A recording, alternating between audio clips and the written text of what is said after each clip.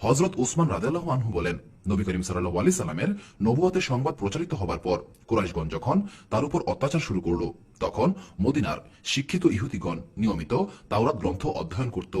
একদা এক ইহুদি পণ্ডিত তাওরাত পাঠ করার সময় উহাতে হুজুরে পাক সাল্লাল্লাহু আলাইহি সাল্লামের নাম উল্লেখ দেখে ভীষণ রাগান্বিত হল এবং একখানা কাঁচি দ্বারা নবী করিম সাল্লাল্লাহু আলাইহি সাল্লামের নামটুকু কেটে ফেলল।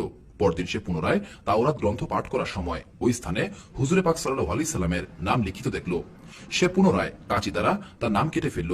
তৃতীয় দিনও একই অবস্থা দেখে কাঁচি দ্বারা নামটুকু কাটার জন্য উদ্যত হল।